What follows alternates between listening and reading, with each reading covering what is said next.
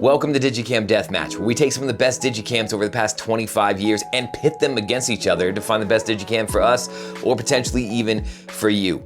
This season, we have 16 digicams chosen at random, competing in a Sweet 16 style tournament. Now, for the cameras to qualify, they had to meet a certain criteria. They had to be under $1,000 USD, either new or used. Batteries and memory cards needed to be readily available on platforms like Amazon. And they had to be able to fit into your pocket, or if you're like me and you don't have very big pockets or any at all, then to fit in a very small bag. We call this pocketable. This season, we have cameras competing from almost every major camera manufacturer, including Canon, Sony, Lumix, Fuji, Nikon, HP, Samsung, and Pentax.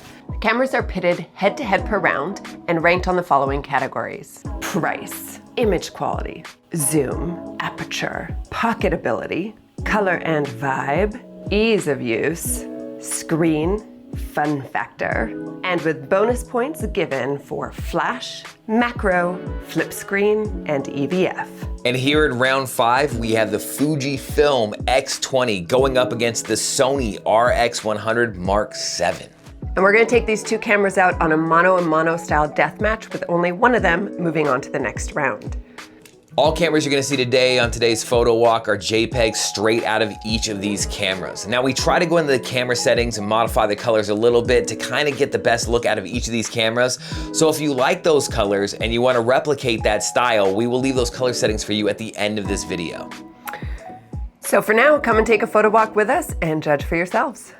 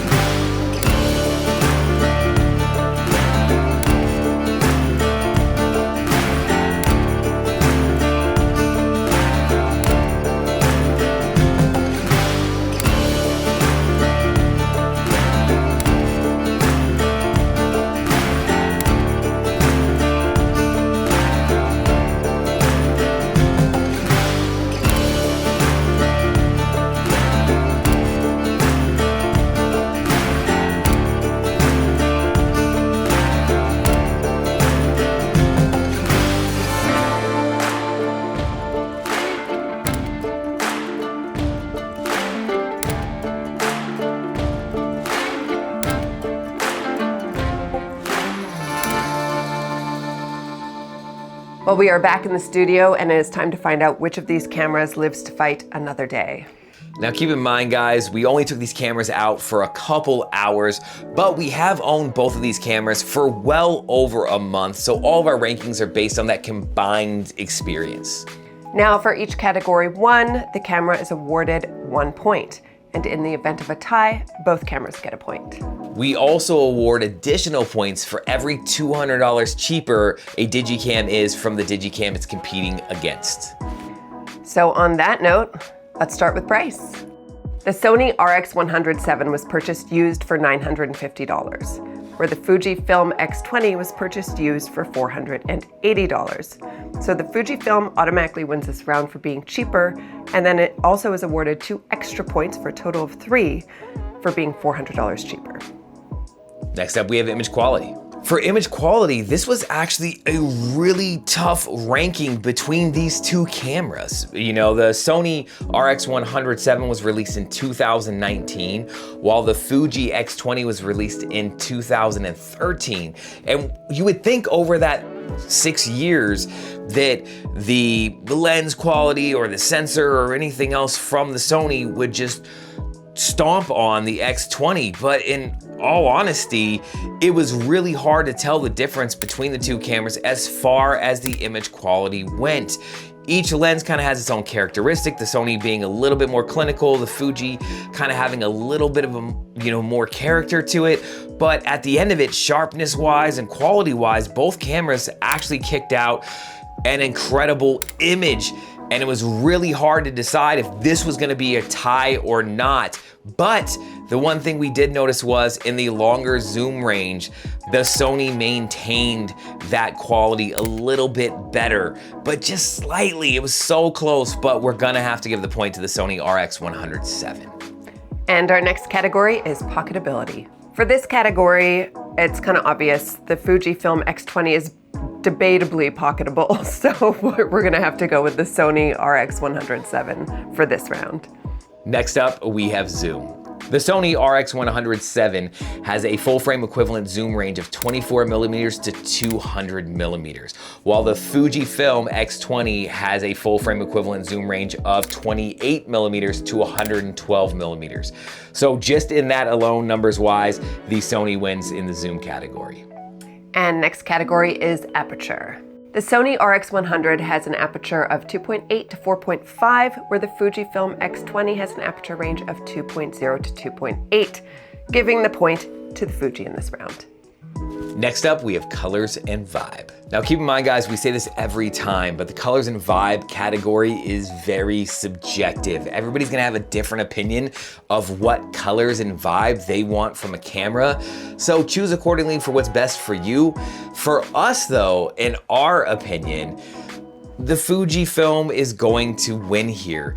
And that's just because Fuji, especially when it comes to straight out of the camera JPEGs, throws a lot of focus into being able to customize the look in camera so that your straight out of camera JPEGs look the way you want them to look. Where other camera manufacturers, Canon and Sony, etc., they do give you some options to modify what the colors look like, but they are very restricted compared to what Fujifilm offers on all of their cameras. So anytime we have a Fujifilm camera in the competition, it's gonna be damn hard to beat it in colors and vibe just because of that custom flexibility that Fuji gives you. So the Fujifilm X20 wins in our colors and vibe section. It just hits. And next we've got ease of use. For this round with the Fujifilm X20, because it is pretty big and manual zoom on it, we're gonna give the ease of use to the Sony just because there's so much more to do on the Fujifilm. It becomes a two-handed camera, whereas the Sony is, you can just hold it with one hand, do everything you need to do with the buttons on there. So ease of use goes to the Sony. Next up, we have screen. In this category, the Sony, being manufactured in 2019, should have totally beat out the Fujifilm X20 as far as LCD screen technology. But it doesn't. And that is extremely frustrating. And the reason for that being that the Sony RX100 VII has a known issue, which is the back screen has an issue with color calibration. You can actually search for this online. There's an issue with this camera where either the screen projects way too much magenta or way too much green tint, and there's no way to modify that in camera, which means when you're looking on the back of the Sony RX100 VII screen, it is overly magenta casted, which completely makes it impossible for you to know if the photo is looking anything like you want it to look. Where the Fuji X20 has a big screen, it's bright, it's definitely a little bit dated, but at least you're getting good color fidelity out of it. And I am so mad at you, Sony, because this is a known issue. This should not be a problem on a camera manufactured in 2019, but it is. And the thing is that's not a problem in the EVF. So the Sony does have a pop-up EVF on it, and with that pop-up EVF, it actually looks accurate. It's only in the actual screen itself when you get this crazy magenta cast. So I don't know what Sony was thinking there, and they do offer the ability, which is also frustrating in itself, to send the camera in to get the screen recolor calibrated, but there is no reason that you should buy a camera that shouldn't have a color calibrated screen. That just seems like basic, we made this camera to have accurate colors on the LCD screen.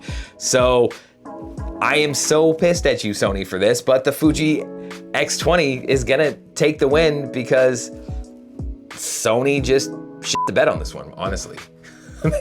They really did, though. All right, on that note, next we have fun factor. While we are both very tactile photographers and we enjoy the Fujifilm X20 for that with the manual zoom and all the buttons and toggles that we can play with, it is large, it is a two-handed camera, and at this point you might as well just get the X100 VI. Whereas the Sony RX100 VII is just more falls into the DigiCam realm. So for this one, it's gonna take the round. Next, we have our bonus rounds, starting with flash.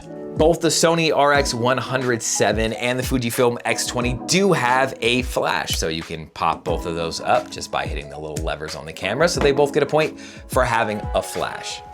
And next up we have macro. Now both cameras do also have a macro mode, so both of them get a point for that. Next up, we have flip screen. The Fujifilm X20 does not have a flip screen like most cameras manufactured around that time, that year 2013. While the Sony does have a flip screen, it can articulate a lot, so it can come down, you can get those low shots, you can come up, and you even have like that full, little selfie mode in there if you want to take shots of yourself. So it does have a flip screen. Granted, it's a magenta tinted flip screen, but it does flip, so the Sony gets a point for having a flip screen. The next category is EVF. Sony does have a pop-up EVF, which is beautiful and wonderful. The Fujifilm does not, but it does have an OVF. So it gets half a point for that, and the Sony will get 1 full point for this one. And it's on to our winner. So those are our rankings, and we are sticking to them. If you disagree, you can deathmatch it out in the comments below. And with that, with 9 points to 8.5 points, the Sony RX100 VII wins this round. So thank you guys so much for hanging out. The Sony RX100 Mark VII moves on to our quarterfinal round. And tune in next time when we take on the Samsung ST76 versus the Nikon S3500. So the ST76 from Samsung and the Nikon S3500 next episode. And always remember that the best camera is the one you have on you. Later.